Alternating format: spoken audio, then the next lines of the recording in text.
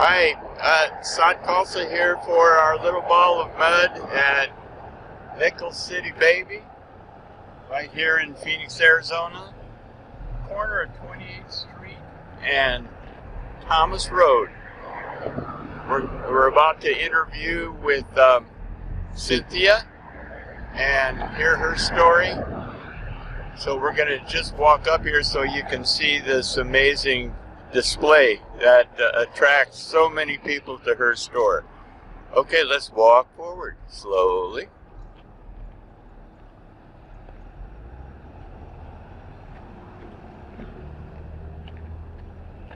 These amazing displays of clothing right here on the corner, it's just superb in how it attracts you to them. It's quite a display.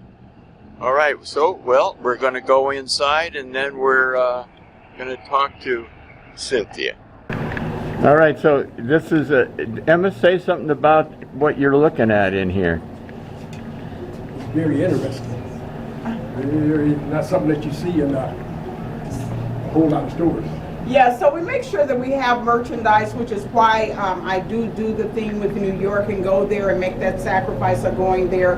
Because for one thing, we only purchase 6 or less of each item, so that people aren't dressed alike, which means that we're replenishing our inventory every week. And then about once a month, I go to New York and just restock the entire store. I try to keep pictures up here on top of the walls of girls that look like the people in my community. That's the reason why we have the Black Girl Magic, we have the Latino Magic, and we have all of this stuff because we're trying to make sure that we're able to relate to all the women that are in our community. If I take you in the back, I can show you some of the other things. A lot of times we have women who have teenagers who are looking for stuff, so we want to kind of have a few things for them. This isn't really a teenager store, but we do have some things that would go for teenagers. Oh, nice. We do have a lot of little short sets and things like that. We have our girl boss. We make sure that we have our girl boss in all nationalities. For the tweenies? Well, no, this is more for our girl bosses. And so this is more for our women who are bosses, because a lot of them are. And I work with a lot of women in my community that are starting businesses, that have had a business and they're trying to get, into a location. During COVID-19, a lot of the people in our community who had storefronts had to shut their storefronts down. A lot of them who had small businesses had to shut those businesses down. So the products that they had, such as maybe hair care products, or maybe like earrings, jewelry, different stuff like that, they had to shut that place down and they had to sell them out of their home. So what I do is I invite a lot of women, especially that's in our community, to sell their products down at my Mesa location, because it's a very large location. And so we have a lot of space that we use just for that. The reason why we have the Girl Boss shirts, because we want to encourage our women to be entrepreneurs and to be girl bosses. So we try to have the Girl Boss shirts in just every type and everything, just so that we can let our women know that we recognize them and their endeavors to do their own business. Girl boss. All right, and introduce your...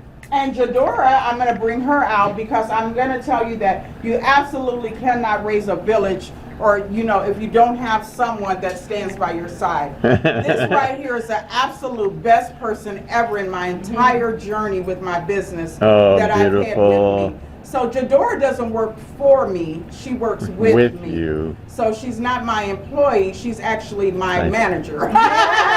So she manages sister. Yeah. So she actually manages everything. She manages my Mesa location. She manages all the advertising. She manages all the videos. She manages all the stuff that you see on Instagram and Facebook. She manages all my book stuff. I'm also a writer, and I write books. I have 4 published books, and I'm actually working on a book contract writing someone else's book right now. She handles all that. I opened a store in Oklahoma City on Saturday. We got a location. She's going to be managing that. So she's not only going to be here, she's going to be flying to Oklahoma City and spending a month there, making sure that that store is ran properly as well.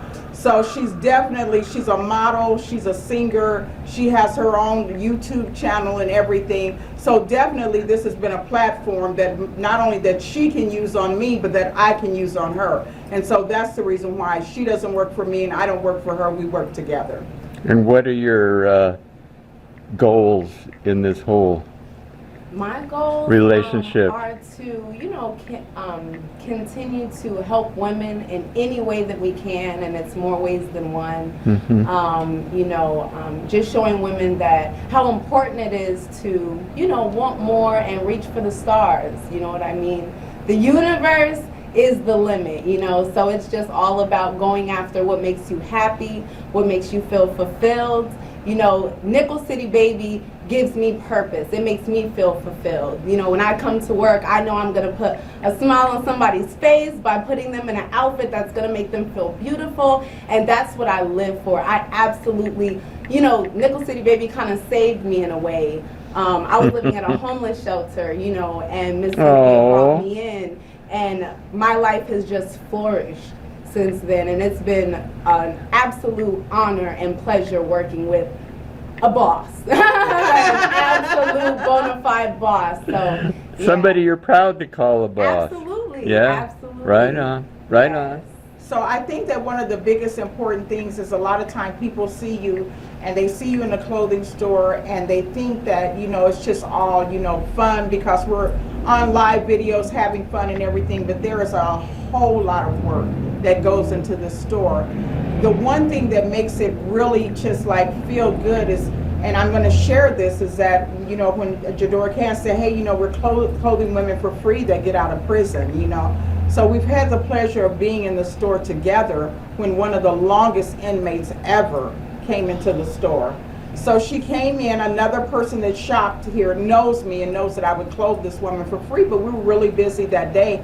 So I saw her, how she kept standing around to the side. So finally I was like, what's going on, Marie? She said, hey, I brought somebody to you that really needs your help, you know. So I asked her, how long have you been in prison?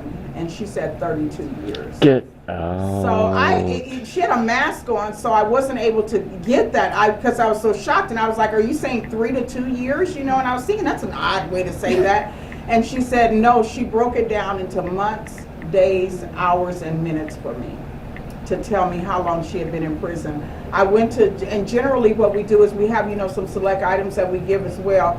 But this was one of those occasions where you try to give them one of everything in the store. Oh my God. And I went to Jadore and I said, Jadore, this lady has been in prison for 32 years. She's been in prison since before you were born.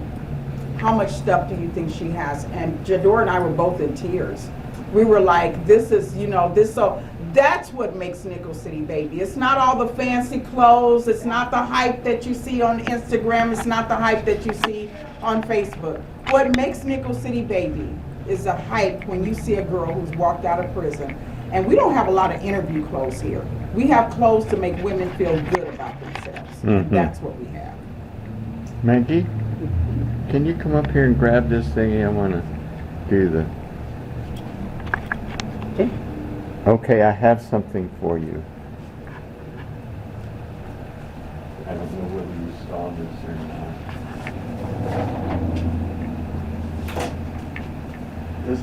Does this fit in with your philosophy? Know why you're here, or you're just paying the bill. Oh my God, I love it!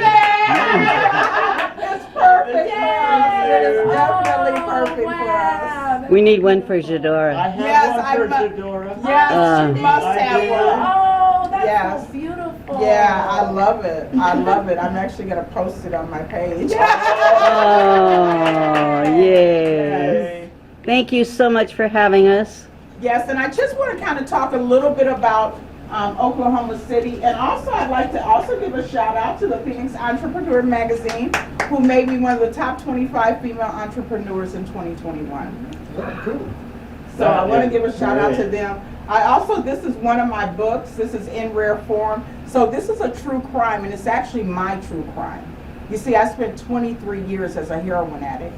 I've been to prison over 17 times, and in 2009, I walked out the gates with no money and nothing. And I talked to my son, who actually was able to say, hey, come to Arizona and I'll give you a fresh start. So that's why I do Your this. son for these did women. this? Yeah.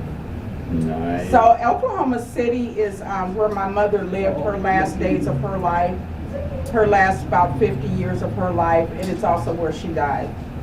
And my brother was strong enough to stay there. I was not.